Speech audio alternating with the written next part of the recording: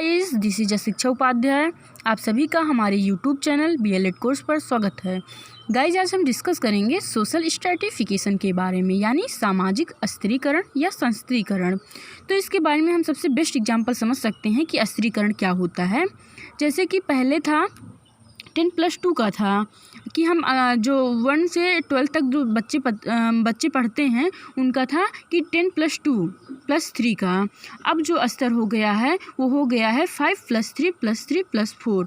New education policy जो नरेंद्र मोदी और उनके कैबिनेट मंत्रालय द्वारा लागू किया गया है, तो उसमें अब हो गया है लेवल हमारा 5+3+3+4, ताकि बच्चों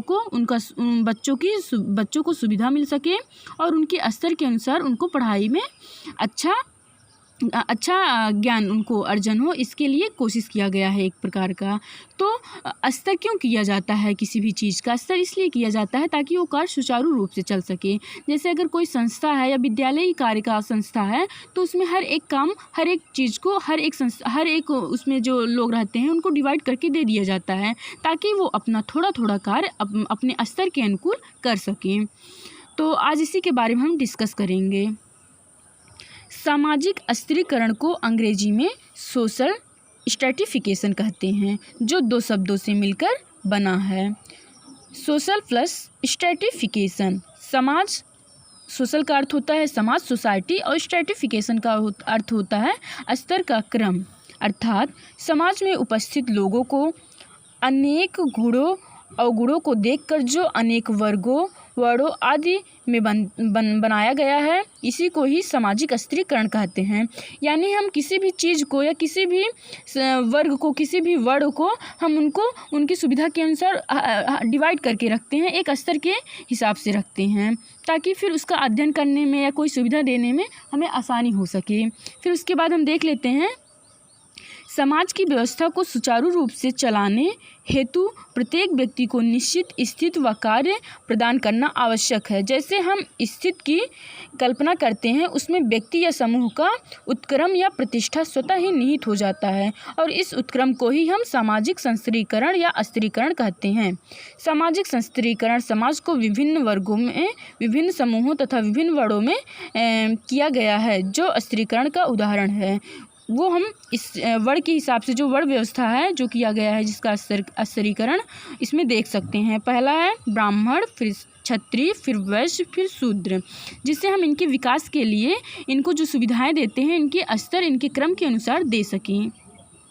जैसे इसके बारे में एक समाजशास्त्री विल्हेल्म अबर्ट ने कहा है कि लंबवती सिद्धांत के अनुसार सामाजिक स्त्रीकरण समाज को व्यवस्थित करने की व्याख्या करता है। यह कार्य समाज के व्यक्तियों को या कार्यों को एक दूसरे से ऊपर या नीचे निर्धारित करता है, ताकि जो अधिक महत्वपूर्ण चीज़ है उसे ऊपर रखा जाए और फिर उसके बाद नीचे क्रमशः रखते चला जाए, ताकि उसका विकास भी हम उसी हिसाब से कर सकें।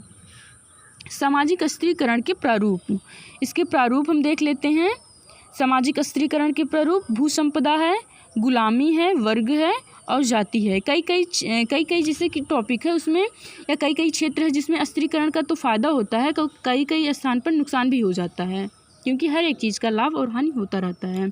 तो जैसे कि सामाजिक स्त्रीकरण के प्रकार के बारे में हम देख लेते हैं। इसके 2 प्रकार हैं, एक है बंद स्त्रीकरण, दूसरा है मुक्त स्त्रीकरण।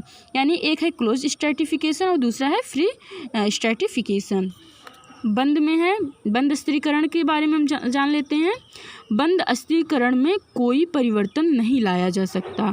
व्यक्ति को एक बार जो स्थिति प्रदान की जाती है वह उसमें जीवन पर्यंत वह उसमें संलग्न रहता है, इसमें इसका परिवर्तन नहीं होता है। एक स्थिति जो प्रदान कर दी जाती है वो उसी में रह जाता है। जैसे अगर हम वर्ण व्यवस्था देख लेते हैं, तो जो व्यक्ति अगर ब्राह्मण के घर में पैदा होता है तो वो ब्राह्मण ही होता है, ना कि वो मुस्लिम हो जाए।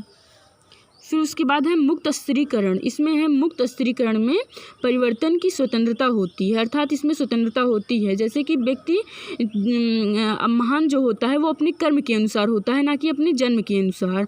तो जो व्यक्ति जन्म से बड़ा है या महान है वो बाद में भी अपने कर्म के अनुसार छोटा या बड़ा हो सकता है, और जो व्यक्ति जन्म से महान नहीं है वो अपने कार्यों को अच्छे तरीके से कर वो बाद में महान बन सकता है। ये सबका सबसे बेस्ट एग्जाम्पल इसका है। वह स्थिति के ऊपर व नीचे दोनों ओर उन्मुख हो सकते हैं, यानी वह अपने अवगत की ओर भी जाता है और उन्नत की ओर भी जा सकता है। अब हम देख लेते हैं सामाजिक स्थिरीकरण के आधार यानी बेस। पहला है राजनीति यानी पॉलिटिक्स, दूसरा है व्यवसाय, और फिर तीसरा ऑक्यूपेशन, व्यवसाय की इंग्लिश ऑक्यूपेशन, यानी कि ऑक्यूपेशन के आधार पर स्थिरीकरण किया जा सकता है। फिर है निवास स्थान, यानी जहाँ वो रहता है उसके हिसाब से। फिर आयु, एज, लिंग, सेक्स, धर्म, फिर उसके बाद जाति यानी कास्ट, सामाजिक वर्ग यानी कि सोशल कास्ट, सोशल ग्रुप, या सोशल कास्ट या सोशल ग्रुप। कास्ट अलग चीज़ हो जाती है, यहाँ ग्रुप आएगा क्योंकि वर्ग की बात की गई है। फिर हम यहाँ देख लेते हैं शिक्षा एवं सामाजिक स्थिरीकरण। शिक्षा का स्थिरीकरण से गहरा संबंध है। समाज में प्रायः निम्न या मध्यम वर्ग का बालक शिक्षा इस कारण ग्रहण करता है जिससे शिक्षित होकर वह अपना कार्य ऊंचा कर सके, यानी कि वह अध्ययन इसीलिए करता है ताकि वह अपना क्षेत्र अच्छा बना सके, अपना फ्यूचर अच्छा डेवलप कर सके और सामाजिक प्राणी बन सके। जबकि उच्च वर्ग शिक्षा इस कारण से ग्रहण करता है कि वह अपने पद व सम्मान को स्थायित्व प्रदान कर सके। शिक्षा के द्वारा बालक के अंदर वर्ग चेतना उत्पन्न की जाती है जिससे बालक अपने सामर्थ्य का विकास करते हुए उच्च वर्ग प्राप्ति हेतु प्रयत्नशील रहता है। सामाजिक स्थिरीकरण और शिक्षा का घनिष्ठ संबंध है। सामाजिक स्थिरीकरण की आवश्यकता को हम निम्न पंक्तियों में स्पष्ट करेंगे। इसमें फर्स्ट पॉइंट है, समाज में विभिन्न कार्य हेतु अलग अलग स्तरों के व्यक्तियों को उपलब्ध कराती है। जैसे कि जो व्यक्ति अध्यापन अच्छा कर पाता है उसे टीचर बनाया जाएगा, और जो सोशल कार्य अच्छे से कर पा रहा है, अच्छे से बोल पा रहा है, अपना विचार लोगों के सामने अच्छी तरीके से रख पा रहा है, तो ऐसे लोग राजनेता बनते हैं। तो और जो अच्छे से डांस कर लेते हैं उनको डांसर के फील्ड में वो अच्छा कर सकते हैं, तो उनको डांस में भेजा जाता है। तो इस प्रकार स्तर डिवाइड किया गया है ताकि सभी कार्य अच्छे से सुचारू रूप से चल सके।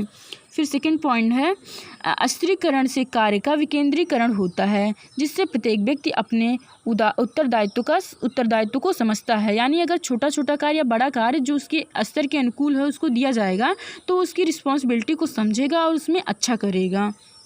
फिर थर्ड पॉइंट है, स्थिरीकरण के अनुकूल हम व्यक्तियों को विभिन्न क्षेत्रों में प्रशिक्षित करके उनकी कुशलता को बढ़ाना संभव होता है। जैसे टीचर का ही क्षेत्र ले लेते हैं, तो जो व्यक्ति अच्छे से अध्यापन कर पाते हैं उनको इसी में ट्रेंड करें ताकि वो बच्चों को आगे चलकर और अच्छे तरीके से उनका विकास कर सकें और अच्छे से अपना व्यवसाय भी चला सकें। इसके आधार पर श्रम विभाजन करने में सुविधा होती है। इसका एग्जाम्पल हम समझ सकते हैं, जैसे कि एग्जाम्पल स्वरूप हम देख सकते हैं कि जैसे कि जो व्यक्ति जिस क्षेत्र में अच्छा करता है उसको उसी क्षेत्र में डालना चाहिए, क्योंकि एक व्यक्ति हर एक कार्य अच्छे तरीके से नहीं कर सकता है, उसके अंदर एक क्वालिटी रहती है, उस चीज़ को वो अच्छी तरीके से कर सकता है। अगर उसको हम उसी तरीके से आगे उसमें उसका प्रोग्रेस करने के लिए उसको डेवलप करेंगे तो उस क्षेत्र में वो अच्छा कर सकता है, बेहतर कर सकता है। फिर इसके बाद वाला पॉइंट है, इसके द्वारा समाज में व्यक्तियों को उनकी क्षमता अनुसार विभिन्न पदों पर आसीन करके समाज व्यवस्था बनाने में मदद मिलती है। वही बात की जैसे जो व्यक्ति जिस क्षेत्र में अच्छा कर रहा है अगर उसको वही क्षेत्र दे दिया जाए तो उसमें वह बेहतर विकास ला सकता है।